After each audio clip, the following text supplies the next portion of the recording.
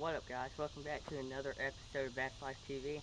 And today I'm going to be showing y'all what to look for when you're buying a kayak, since it is getting close to winter, and especially on Craigslist, people lower prices on boats. So let's get into it. Alright guys, so my boat is a Pelican Catch 120. It is 13.5 feet long, I'm pretty sure. Alright, so we're going to go front to back. Here we have my hatch, and I don't keep much in here, just a little box with like some bug spray, a knife, stuff like that. Sometimes I'll keep a life jacket in here, just depends. Then going back, all the way back, here's my life jacket. And then whenever you're buying a kayak, always make sure that you have a seat that sits up high, like this one.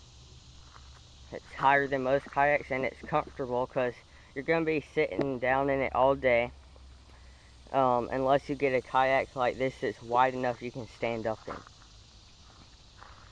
And so behind my kayak is I made this bungee cord thing. Made it out of an old bungee cord, and I put these little loops in it, so that cup holds my anchor. Then this loop right here holds some bug spray. It holds a bug spray can. And then going even farther, so right here have a bin to hold my soft plastics and stuff. Then I have a bin inside here, let's see, that I call, that has everything I can't fish without. Like I have a scale and a fish grip, and I have some JJ's Magic, and I also have a lure retriever down in there. And so those are things I don't fish without, or I try not to. You never know when. Then back here is we have my milk crate. What I did is I screwed some Scotty rod holders on here, so that holds my rods like that, and they go out. And you might be wondering why I don't have them straight up and down, because if you're like me and you like to go back in the swamps and stuff where there's a bunch of overhanging limbs and stuff, you don't need a bunch of rods standing up, because they just get hung on everything. And sometimes when I cast backwards, I get hung on a rod sleeve or something like that. So what I did is I just mounted them long ways. So yeah. And then I never use these that come with it, unless I put a net in it. Okay. And then here is my box. It's smaller than most boxes, but I like it because I have room around it to put like that, and like something right here maybe. But it does hold all my stuff except for my spinnerbait box, which I always put right there. But it holds all my stuff pretty tight. It holds it pretty tight so it doesn't rattle around when I'm taking it down to the lake or something. And then on the other side,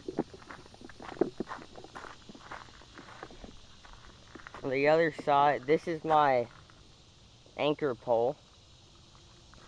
So if you can't buy a power pole, this is a good compromise. It's a 6-foot pole, and I have like marked on it like 6 feet, 5 feet, 4 feet, 3 feet, all the way down to 2 feet. And what I do is I just unhook this right here, and I just stick that in the mud somewhere, and I have it hooked up to that handle right there,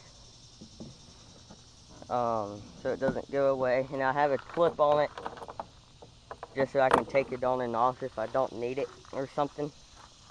Then another way to carry more rods and to keep them from going in the trees and stuff is I store them long ways, so they just don't get in the way.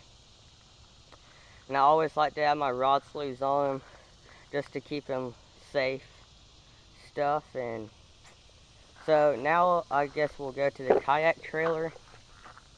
This thing, I built this thing out of an old lawnmower trailer. Like, there's the hitch right there. I put some noodles under it just to get some padding, and it works good. One of the tires tends to go flat a lot, but it works. You know, I screwed those little circle things into it where I can hook a bungee cord to it to keep the kayak on. So that's my kayak trailer. And I don't have one I can pull behind a car, because I just put it in the back of a truck. And so now, and another important thing when you're buying a kayak is get a good paddle. This one was only 70 bucks. There's the name of it. I got it at Academy when I bought the boat. This one is really light, and the handle on it, when this handle, when it gets wet, it turns sticky, so it doesn't slip out of your hands. So that's good. I like that. But make sure you get a good paddle. It's not too heavy. Make sure it's the good length. I'm not sure how it's supposed to be. Just make sure it's not too small for you, not too big when you're buying a kayak. Okay, so another thing I like about this kayak is, see how it has, like, it looks like two pontoons. That makes the kayak really stable. So I can stand up in this thing. I don't a bunch because I don't need to. But you can. This boat's like 34 inches wide. So it's like a small John boat. So you can stand up in it. So that's my kayak. If you have any questions about it, just leave them below. Like I said, it's a Pelican Catch 120. It's about like 800 bucks at Academy. I paid $1,000 because I got the paddle the same day and an anchor and stuff like that. So that's good. And you can find a bunch of kayaks on Craigslist. Just make sure they're what you want. And